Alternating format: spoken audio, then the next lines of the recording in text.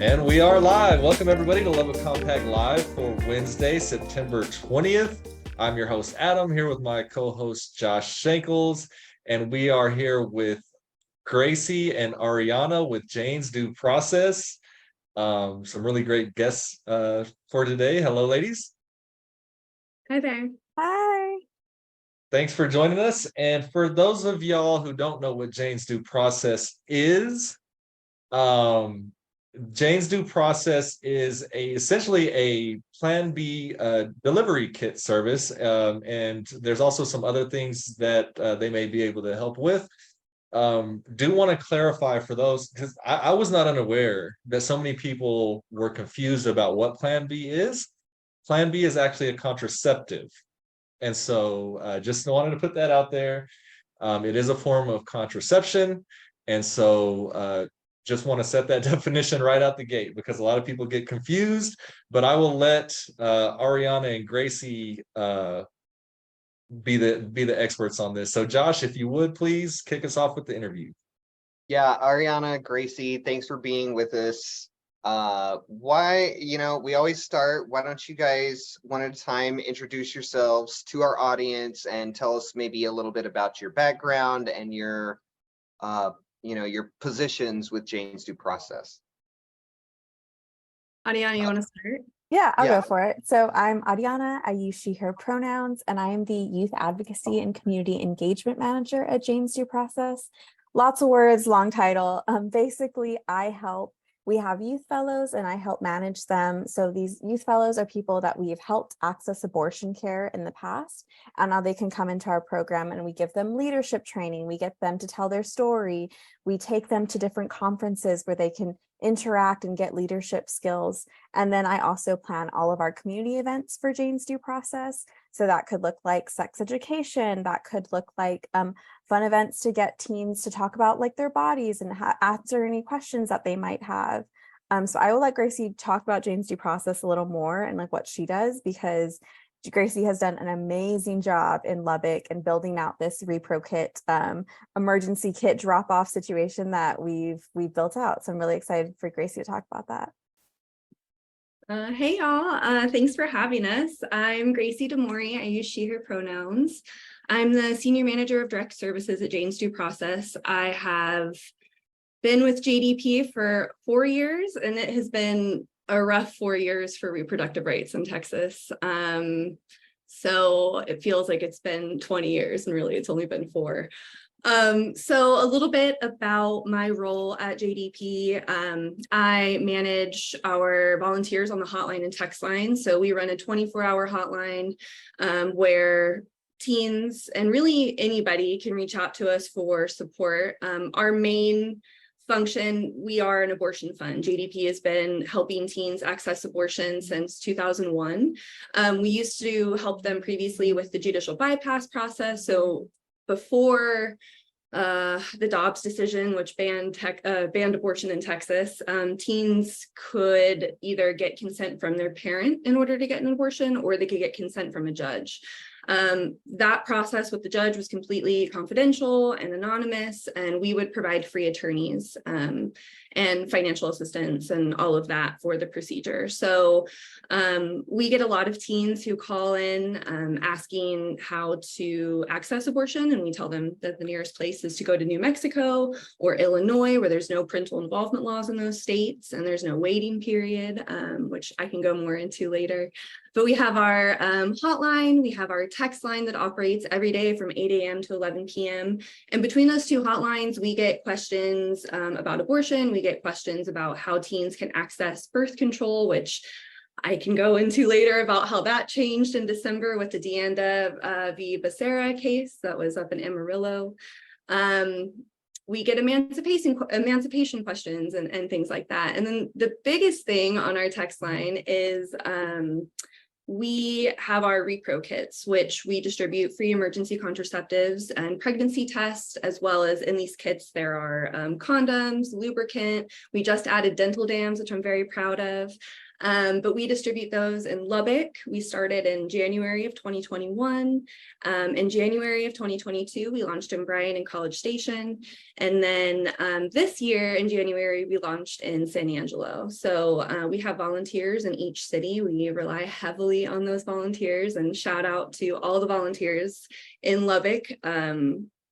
Lubbock has been, I like to call it like my first child. Like, I'm so proud of it and how much it's grown.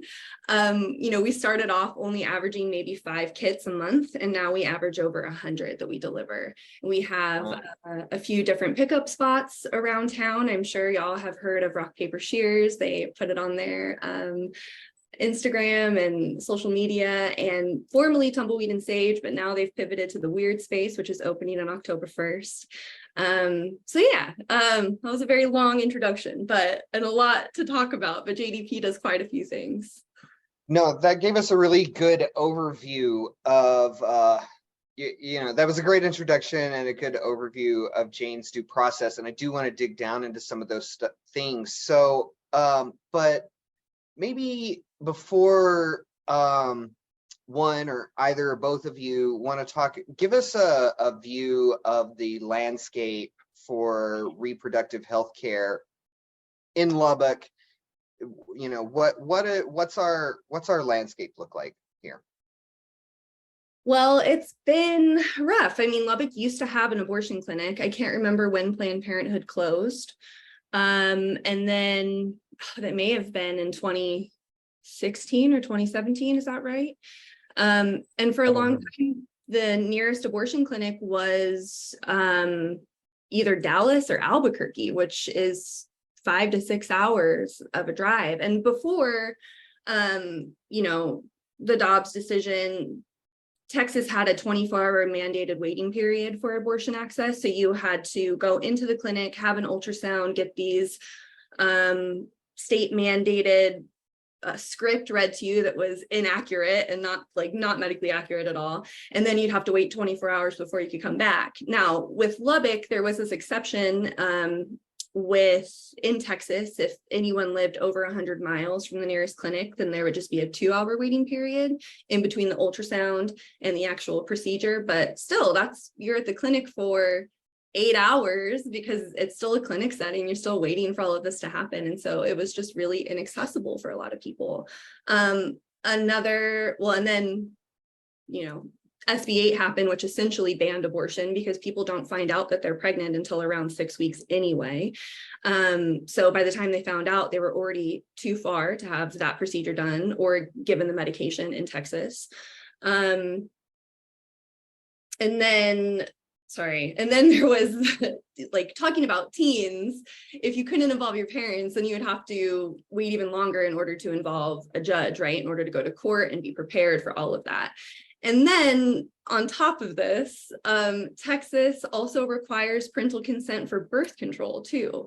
The one exception to this prior to December of 2022 was going to a federally funded Title X clinic. There's about 170 of those around the state. We launched the repro kits in Lubbock in January of 2021 because there wasn't a Title X clinic at the time. Planned Parenthood had opened, but Trump had issued that gag order, so they actually weren't able to get Title X funding at all. So the nearest clinic for teens to access birth control was in Brownfield, which is, I think 45 miles away outside of Lubbock. And that was just incredibly inaccessible for teens. I mean, when you don't have a car, clinics are happening during school hours. So when are you supposed to leave to get to the clinic? When, again, you're going to be there for a few hours because it's just a lot of waiting for anyone who's been to a clinic. And then in December, when Judge Kaczmarek ruled, it basically took away this right for teens to have this loophole of accessing birth control. And so teens have no way of getting birth control without involving their parents. And, of course, if a teen wants to involve their parent in that decision, that's wonderful. I think parents should be able to be supportive, right? Just because somebody wants to get on birth control doesn't necessarily mean that they're having sex. There could be other reasons for it. And even if it is about sex, then at least they're being responsible, right? And they're trying to be preventative and, know how they want to go about this world, right? So it's just been really frustrating. The thing with emergency contraceptives is there is no age requirement for it. But the reason why we give out for free is because if you try to go to Walgreens or a pharmacy, it's like $50 or $60 for that. That is incredibly expensive. So what are you supposed to do if you can't access abortion, but then you can't even access birth control to prevent that? And then we also know that condoms and the pullout method just aren't super effective. They're great, but they're about 86, 88% effective when you're doing it correctly. We also, Gracie, we don't have sex education in the state of Texas. So how would students know how effective condoms are or how effective birth control is in general? The sex education in Texas also doesn't have to be accurate. A lot of the times it's very stigmatizing and not scientifically based. So the information that students are getting is harmful. And once again, none of this stuff is covered with them. They don't know what's going on with their bodies. Texas also has some of the worst case of uninsured people. A lot of people in Texas are not uninsured. We have really high infant and maternal mortality rates. So all of these factors, and now it's so much harder for teens. There's so many more barriers, either whether that's car, whether that's money, whether that's language barriers. Everything that we see with adults gets 10 times worse for young people and teenagers. And then they have no one talking to them. So it's really beautiful and special when they call in or they text into the hotline and we can create that space, whether that's questions about STIs, questions about going through a pregnancy scare and let me sit through this pregnancy scare with you, or just any questions. It's a judgment-free zone where they can ask those questions, get accurate information. And if we're not the best resource, we know people who we can connect them with, who can help them, whatever that situation may be that they are going through, they're stressed about. That is a great space because the state of Texas has really failed young people when it comes to their bodies and what they can and can't do. Yeah, that's a really great segue into a question I was going to ask anyway. And so on the topic of sex education or lack thereof here in Texas, definitely in Lubbock, I'd like to talk a little bit, I guess, expand on the importance of that, because a lot of things that are going on that folks try to react to, right, with these reactionary policies like the Dobbs decision and things of this nature. They're reacting to a symptom more than anything in my mind. And the symptom is showing that people are not educated. I was blown away to find out some information I did relatively recently, because I've raised two daughters. We did try to, at least, between their mother and I, try to give them as much information about the world they're going to come up in. Also about ways they could protect themselves, because we know that regardless of how you feel about the issue, abstinence is it's not going to work. It has not worked. And so preaching abstinence in any form, whether that be in a religious form or in a school context, it's not working. Kids are going to experiment, they're going to do these things. And I was blown away by the amount of young girls and young women who, even their moms don't tell them that when you start having periods, you can start having babies, right? And so that's just something really fundamental. I was just so blown away by that. So could you talk a little bit about just from the side of the sex education side, what you've seen, the gaps in the knowledge around this, the challenges and maybe the opportunities here? Ariana, you want to start? Yeah, we actually just had a great Instagram post. Our sex educator who we have on staff, Irma, posted all the myths that she hears when people send in questions to her and she answers them. There's all anonymously that people can send in these questions and she answers them. But exactly what you're saying, they're what seems like really basic stuff that you would assume people would know, people simply don't know. So they were things exactly, like the pull-out method. They were can you get pregnant on your period? Yes, you can. If you have sex on your period, you can get pregnant. A lot of adults don't even know that. So really, things that we feel like that is common knowledge, students do not know because no one is telling them. No one is having these open conversations. And on the text line, we see similar things. It's I've taken pregnancy test, but I'm still worried. I'm like, okay, and that's okay. Let's talk about that worry. Let's talk about like what we can do about this stress. Once again, it comes down to people simply don't know. So panic and stress is like so involved in a lot of these conversations, and it doesn't have to be.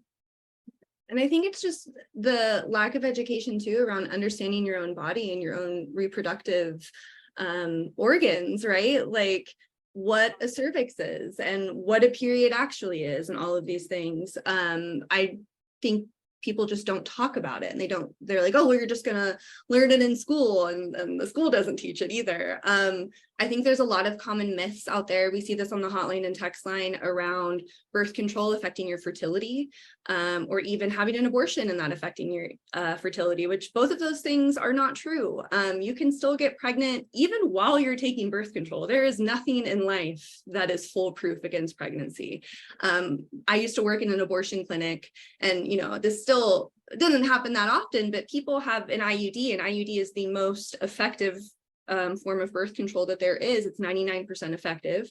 And people would still get pregnant sometimes, there's just this chance. And even after having an abortion, you're actually more likely to get pregnant right after having an abortion, because it's like your body has already prepared itself for pregnancy, right? So none of these things affect your fertility. I think that there's a lot of misinformation, a lot of fear, a lot of uncertainty, and there's also just like so much shame and stigma around having these conversations in the first place. And that's one thing we really try to do at JDP on the hotline and text line with our clients, is that we encourage them to ask all of the questions. There are no stupid questions. You can literally ask us anything. We will tell you, researched answers. Will include articles and things like that.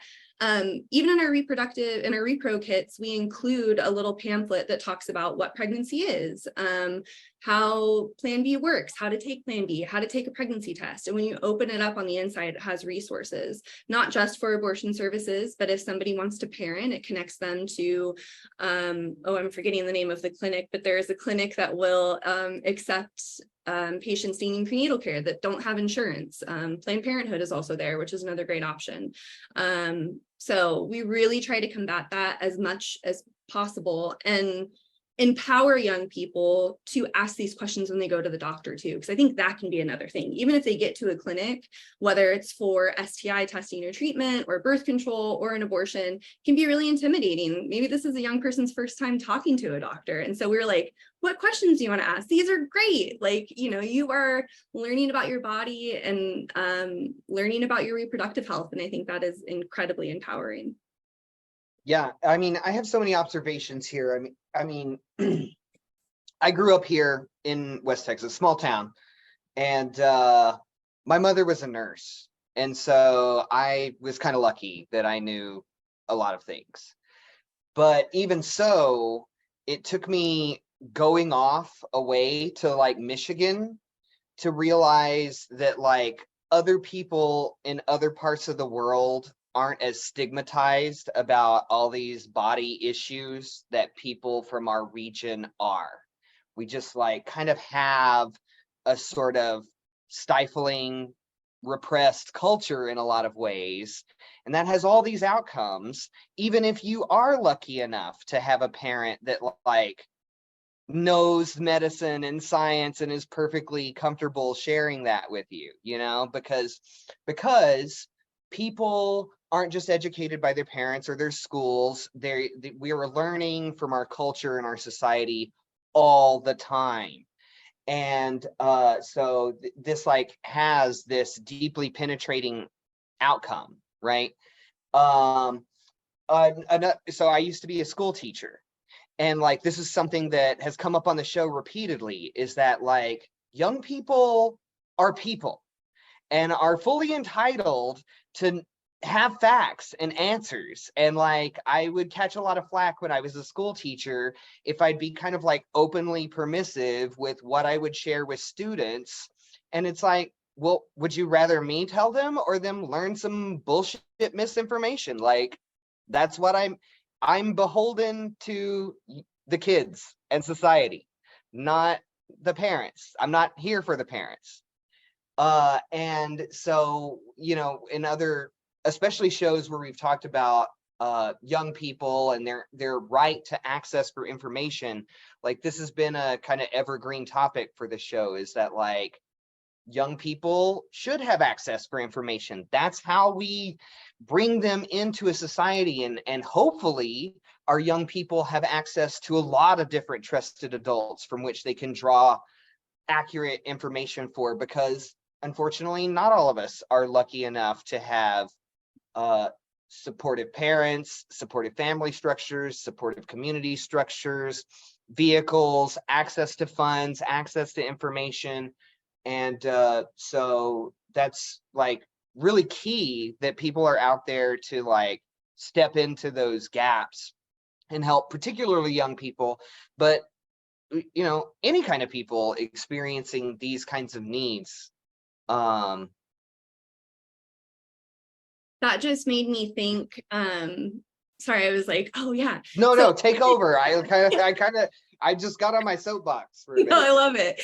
I mean, you said, you didn't really learn a lot until you went to Michigan, but I wouldn't even think that it's a region thing, because I grew up in California. I'm from the Bay Area. I've been in Texas now for 10 years, but I grew up in the Bay Area. I think I had like 1 week of sex ed like every other year, but that stuff doesn't stick either. Like, I think with sex education, this needs to be something that is repeated over and over again, right? Like, I'm not like, that was like my easy class, right? Like, I can just dick around, because I don't really care. I'm not having sex right now.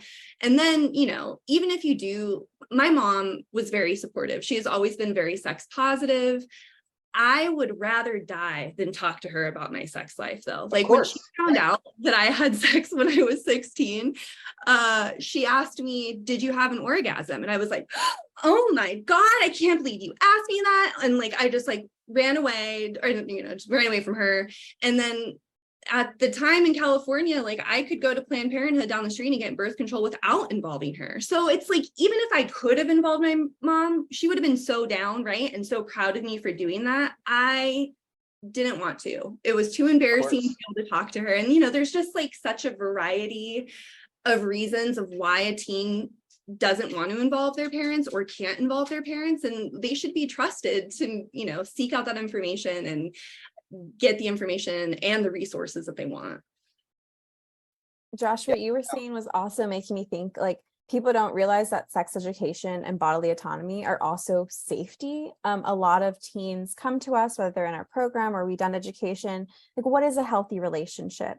And then they have this moment where it's like, oh, I've experienced harassment or I've experienced assault, but I didn't know the words. I know something made me uncomfortable, but no one had ever told me I was being taken advantage of, or I didn't like how that felt, so therefore it was a bad thing. Like, those conversations have to happen in a sex education class. They have to happen where students feel comfortable asking questions. But when we are not having these conversations about what sex should feel like, you should feel respected, there should be consent, you should never be forced into it, you can take back that consent at any time and you're not going to get in trouble, you need to talk to someone.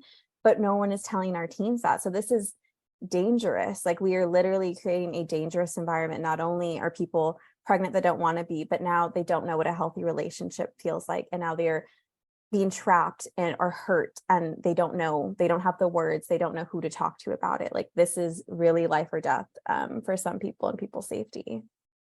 Yeah, and that's where I was going with the whole sex ed thing. This is absolutely a safety issue, and people who just would rather not think about their kids having these thoughts or engaging in these behaviors, it's happening. I spend a lot of time mentoring at a middle school, 6th, 7th, and 8th grade, boys and girl groups. And if you think that your child, by the time they get to middle school, has not heard or seen every single thing there is to hear and see, you're out of your mind. If you think, I don't care where they're raised, I don't care what school it's at, I don't care what neighborhood, if you think that your daughters or your sons are not engaging in these activities, they absolutely are. So that being the case, once you can accept that, and I hope people out there can accept that, but once you can accept that, would you rather your child be informed to protect themselves and their partner, and to hopefully drive down our syphilis rates that are through the roof here in Lubbock? Would you also like to see the unwanted pregnancies and teen pregnancies go down? That all has to do with the education of that individual. And I would rather have my children safe than to bury my head in the sand and think that they're not going to do these things. It's biology. And so you can have your morality, you can have your religious teachings, you can have all of that. But at the end of the day, we're human beings and this is biology and things are going to happen. And I think most people, if we're being honest, would rather their child be safe rather than doing something at some time that you don't think they should be doing it. Yep, no, I think that's so well said. And I want to get into some, I want to let y'all tell us about the kits and more, but the only other observation that I would make, and we've made this before when we've had shows that cover this topic, but what a lot of people don't understand is that reproductive rights and reproductive health care is protective and beneficial for both people who don't want to have children and don't want to be pregnant or don't want that at this time, and people who do want to have children and do want to be pregnant and do want to engage in that.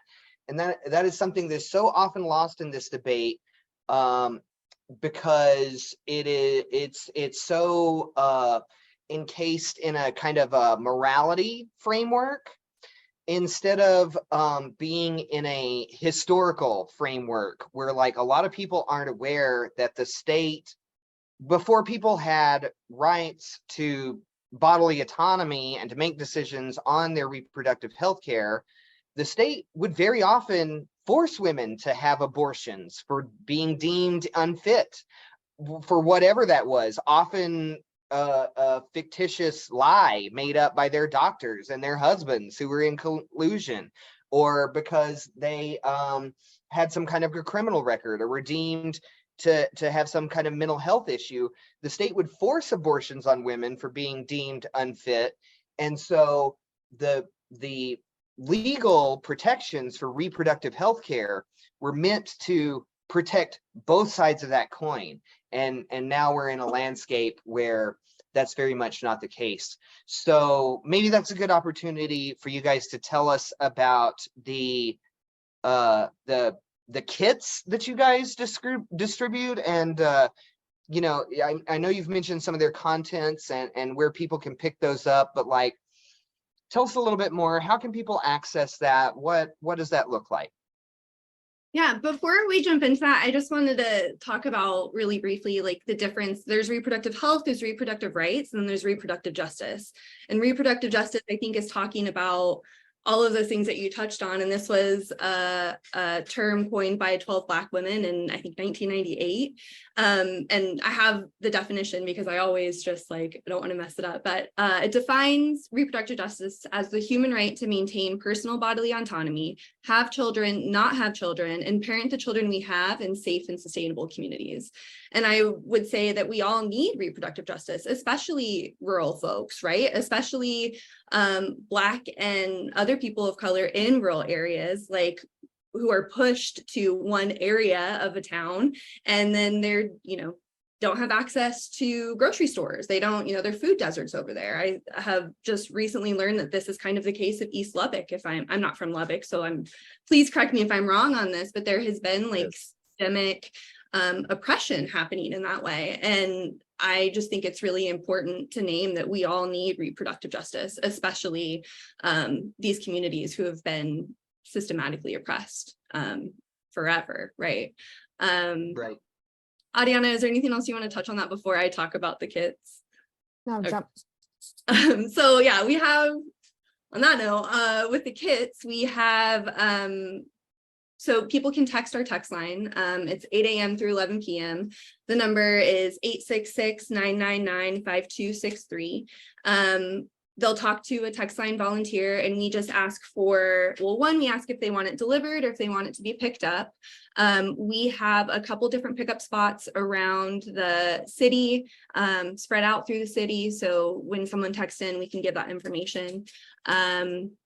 But right now, like, Rock, Paper, Shears is pretty public about it. Each kit has 2 Plan B, 2 pregnancy tests, latex-free condoms, lubricant, a dental dam, and a little zine that talks about how to use everything. If somebody would want it delivered, they'll talk to a volunteer. It takes probably less than 10 minutes. We ask like, what's a safe location to drop it off? We always are looking for like a private and discreet place because drop-offs or the deliveries are contactless. We ask for a safe time to drop it off. So like, the kits are for everybody, right? We don't ask how old you are or why you need it or anything like that. It's all confidential and anonymous.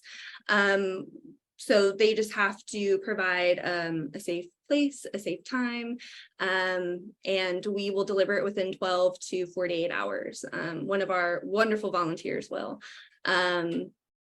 Yeah, I'm trying to think if there's anything else about it. And you can, we ask, another question we have is this for an emergency? Like, did you just have unprotected sex? Because then if that's the case, we will do our best to get it with you, like to you within 12 hours. If it's more to just have on hand, then maybe it's like 24 to 48 hours that we give it to you.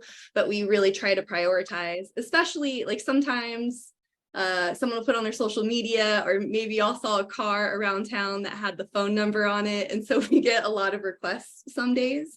So in those cases, which like hopefully we get a lot of kit requests after this broadcast, but we'll really try to prioritize the people who need it to prevent pregnancy in that moment. Awesome. We do have some comments on here. We really only had one question, which I thought was interesting. Anne was asking, is Ariana the one that went viral on TikTok discussing this issue? Ariana, did you go viral on TikTok? No. Okay, so no. No, Anne is... I think was that Elle? Was that our maybe Gracie? Oh, okay. Oh, yes, we did go. Oh my God, sorry. Yeah, we did go viral on TikTok. So this was in, oh my God, this was in 2020 at the height of the pandemic. And we got on TikTok. We had one of our young people who we paid to make content do a TikTok dance, and it had the text line number on it. We got 1,000 text messages within an hour. It broke our text line. It fully broke the text line, because this was about how teens can access birth control at Title X clinics. And it wasn't just people in Texas, right? Because this was on TikTok. So it was across the country. We have since learned to never put our text line number on TikToks or like any sort of thing that could go viral, because that shit was stressful. It was very, very stressful. Yeah, that's pretty much the only question we had. The other comments are pretty much just supportive. People agreeing about the sex education, B saying that kids are learning from the wrong parent, the phones and Facebook, and did talk about creating a safe space as the parent. But it's also important to understand, like you said, Gracie, a lot of times, even if you have that situation, I tried to be have that open space for my daughters as well. But at the end of the day, I knew there's certain things that they're definitely not going to talk to dad about. They may take those to mom. And then there's even certain things that they're not even going to take to mom, right? And so it's just important to, I feel like it's important to kind of have all of these things in place, right? Community partners who can be outside of the home, who have the child's best interests at heart like you do. It would be really nice to have to have a legit sex education situation happening in our schools. That would be great, and have the safe space at home. And so, yeah. And I think a good way, just to show, you can always like open these conversations with your children, right? Of like, hey, if you ever have questions, I'm here. But there's also Jane's Due Process. If you have questions, it's confidential and anonymous. Give them a text, or reshare our post on Instagram, right? Because you never know who you follow, and they could share it again, and then somehow that gets the word out to young people that we are this safe space to ask any and all questions, so they can empower themselves in a state that is constantly trying to take that power away from them. Yeah, and just to illustrate to the people of Lubbock, because there will be they will see this broadcast, and just to bust some bubbles. Of course, you don't have to name locations or whatever, but these kits, I would assume, go all over the city, correct? Every community. all over the city, even, you know, sometimes some of the towns outside like Wolforth, Slayton, I always say that Slayton, wrong. Slayton, yes. It kind of just depends if we have availability for the volunteer, but we will deliver everywhere, right? We just ask for a window of time, a safe address, and we can be, if you need it to be really discreet, we've dropped them off in parks before. We drop them off in the alleys behind the dumpster, like whatever you think is the safest space and the most private place for someone to get it, you can. And then, yeah, there's rock, paper, shears, there's weird space. We have a couple other locations, so yeah, you just have to text us and we'll make sure to get it to you. Yeah, I just wanted to highlight that for folks out there who may think, because we do have a lot of communities, and I'm not bashing any community or anybody's beliefs. It's great to believe whatever you believe, but we have several communities here who pride themselves on their Christian background, and they believe that their children are not contacting Jane's Due Process. And I just want to assure them that even in those communities, they're being contacted. Rest assured. So again, I say that not to take a jab at anybody, but so that everybody understands, no matter what level of teaching or what level of value setting is happening in your household, your daughters, your sons, biology is going to take over at some point. And it's just important that we all understand this, because your kids are not safeguarded just because you have strong wishes that they be safeguarded from this thing, right? So just wanted to highlight that. And if you're like actively, you know, you're attaching the shame and stigma to it, you're making it mysterious, like, of course you want to be like, what's this about? I want to try it. I'm having these feelings. Like, why not just talk about it and be open and have them ask these questions, or point them to the right person that can to demystify it. So again, people can be safe and, you know, experience pleasure if that's what they want to do, because there's a lot of really awful things happening in this world, and we all deserve a little bit of pleasure, if that, and however we want to engage in that, right? As long as we're not hurting someone, as long as we are doing this consensually, we all deserve joy and pleasure. Yeah, and we have another good comment, Josh, before you go real quick. It's a question from Kim. It says, can they tell us about an unusual or touching kit delivery story they've heard or gotten feedback from? Oh my gosh, I have so many. I think, I'm trying to think. Okay, there was this one, this was a couple of years ago, but we had a young person reach out to us, and we were going to deliver it at her house, but she actually was going to be at work, and she was a hostess at this restaurant, and she was like, hey, is there any way that like they could deliver it here instead? So again, all of our deliveries are contactless, but this was like in the early days and we weren't that busy. And so I asked the volunteer, like, hey, are you comfortable with like giving it to this person in person? And she said, sure. So she walked in and she, you know, asked for the name, and she's like, oh yeah, that's me, and gave her the kit. And like, they hugged, and like the young person was just, thank you so much. Like, you know, something happened last night, the condom broke. And you know, our volunteer was like, you don't have to explain anything. Like, I'm just so glad that we could provide this for you, right? There has been so many times where people are panicking, whether if, you know, am I going to get pregnant with this, or am I pregnant? I need to take a test, but I can't get to the store. And it's like, we're there. Our badass volunteers, who I love so deeply, all of them are amazing, are there. They're showing up for the community every single day. We average, I mean, this month we've already delivered over 150 kits. And that is just telling me that there's a need, right? Whether it's students, whether college students, whether it's adults, access is really atrocious, and things just get harder and harder, but we're there for people. Yeah, as someone who's been on the text line for 3 years now, like I am, like, we are genuinely, like, we're all volunteers, like we are genuinely invested and like rooting for you, like whatever it is that you were like going through. Like, yeah, if I'm sitting through a pregnancy scare with you, or I'm like, I need this PAMP in 12 hours, I'm like, I'm going to work this out and we're going to get it to you. Like, every single volunteer is so genuinely invested in whoever is texting and like wants to do like whatever we can. Will be in another message like, Gracie, can we do this? Like, or can we do this? Like, we really want to support this young person. What can we do to make it work? Like, we are invested in every single text or phone call, 100%. Yeah, that's so incredible to hear. I mean, I would take a quick moment to plug our public health department, who are, really superstars, have been on the show before.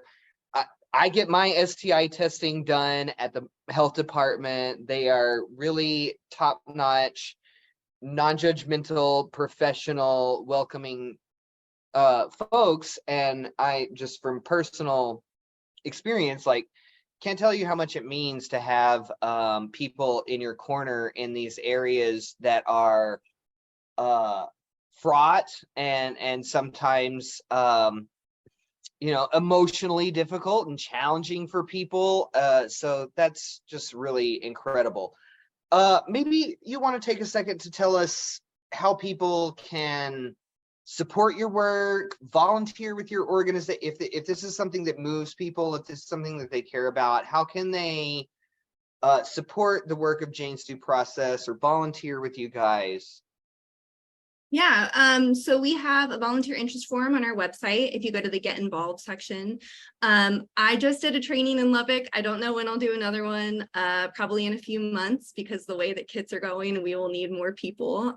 So if you fill out an interest form and you don't hear from me right away, I haven't forgot about you. I will reach out to you soon. We are doing a hotline and text line training for volunteers in November. So you can fill out that same volunteer interest form if that's something that you want to do. It's a bit more of a commitment. That would be like a weekly shift that you take every week, but you get to actually talk to young people and provide these resources. You can donate to us. Each kit, the cost of one kit is $5. So if you can donate $20, that's can I do math? 4 kits right there.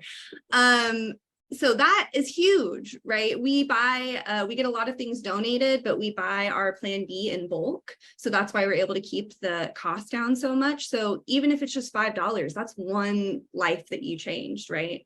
So donating is really important. And if you don't have the time or the money to do those things, which is totally okay, follow us on social media and share our things. I think, I wanted to mention really quick that teens may not be able to get birth control confidentially, without involving their parents in Texas, but they can get STI testing and treatment confidentially, and they can get it for free by going to their nearest Title X clinic, which is Planned Parenthood in Lubbock. I think getting tested is really important, getting treatment. And teens also have the right to travel for abortion care. The nearest state is New Mexico. The nearest clinic would be Albuquerque, and this is for anybody. There's no waiting period. You can have the procedure or the pills given to you all in one day. There's no parental consent either. If anybody 17 or younger who needs an abortion, have them call us or text us. We provide our case manager. We pay for the entire cost of the procedure. We pay for practical support. So that's travel, lodging. We pay for one companion to go with them as well. So, if you were to donate for our high rollers, $600, that's the cost of an entire abortion right there that we get to support someone, right? And that is truly changing a life and giving power back to someone. Yeah, so it was a lot. No, I'm so glad you mentioned that. Ariana, anything to add to that?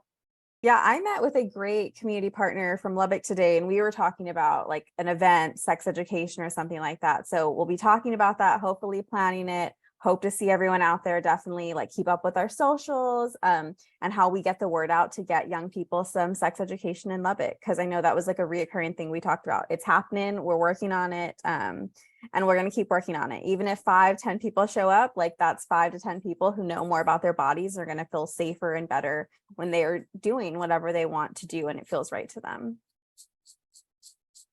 Awesome. Yeah, no. The only thing that I would like to add for folks out there, just to kind of piggyback off of what Gracie was saying, Planned Parenthood does provide a lot of different services. I know we've talked about this on the show before. We've had some of their community board members on, but just want to reiterate that, because a lot of times, a young woman may find herself in a situation and she doesn't have money to go to a doctor or to get treatment. And both Planned Parenthood and the City of Lubbock Health Department do have a variety of services. STI being one of the important ones, obviously, STI testing. And so that they are able to get treated for little or no money. They're not going to turn anybody away. And so just a really important resource for people to understand that they do other things besides obviously what has been blown up in the news around here. But just a lot of good services for women and men. So it's not only gender specific. So Can I add one more thing? We are launching the repro kits in Amarillo in January. So I know Lubbock folks have friends and family members in Amarillo. So if you know anybody, please have them fill out our volunteer interest form. We are looking for delivery drivers in Amarillo so we can launch. So yeah, I'm really excited. Every time I come out there to visit people, because I live in Austin, I just get to extend my trip to West Texas and hang out with everybody in San Angelo, Lubbock, and Amarillo. awesome. Yeah, no, that's really tremendous. And Adam, I'm glad you mentioned our young men. You know, we've been talking about young women and women in general for a lot of this conversation, but our men also need this kind of education. They need to be prepared and informed themselves. And I hope that they will take, you know, nobody gets pregnant alone. And so I hope our men and penis having people, generally speaking, are also tuning in for the show. Is there anything that besides, you know, launching in Amarillo that you'd like to uplift or share with our audience, or tell them about? Maybe, you know, even just one more time with website, hotline numbers, whatever you thought that we need to close with. Yeah, all of our social media is at Jane's Due Process. And you can go to our website, janesdueprocess.org. Our hotline number is 866-999-5263. You can text or call. Our hotline is 24 hours. Text lines every day from 8 a.m. to 11 p.m. And yeah, if you need Plan B, if you need a pregnancy test, if you need condoms or lube, or you're just curious, right? Hit us up. We can deliver a kit.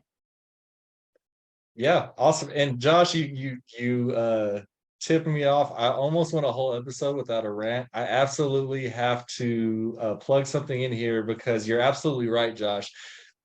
You know, we've talked about one side of this coin for most of this broadcast, and part of my work at OL Slayton Middle School is with the Amend Together program for young men.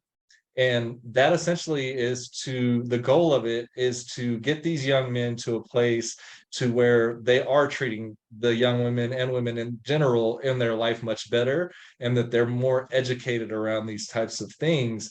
And just as much as young women would benefit from sex education and education around relationships, your young men would benefit greatly from this as well. And I can tell you by working with some of your young men that by 7th grade, 6th grade, they're already showing troubling behavior.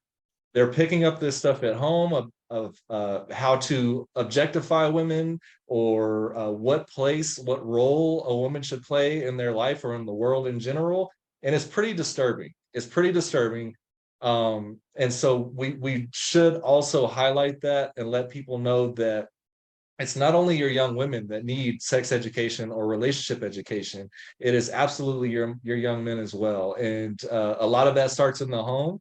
And so I would implore people out there to look at your home situation. Look at how does dad or brothers or uncles speak about women? How do they view women and their role in the world?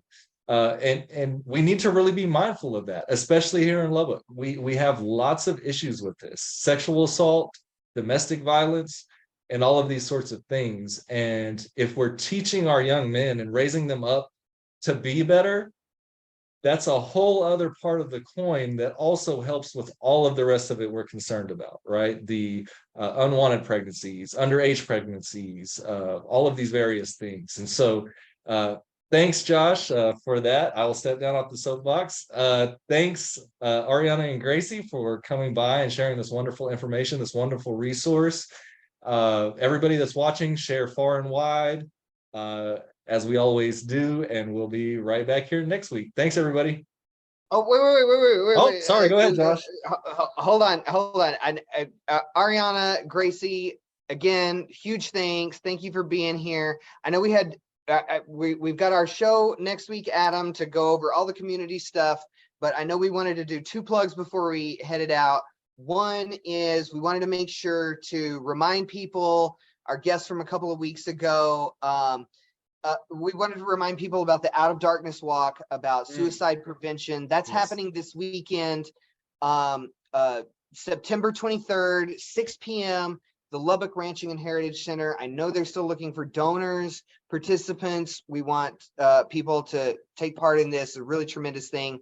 And also we want to remind people that the Freedom Act folks are, and which is us, are doing a joint press conference this Thursday from 5 to 7:30 at Patterson Branch Library to talk about disparity in policing in marijuana issues in the city of Lubbock. And we would invite anybody to join us there, and also people who would like to sign the petition to join us there. Okay, now everybody can go. Thanks for being with us, everybody. Have a good Awesome. one. So much. Thanks. Thank Goodbye. you.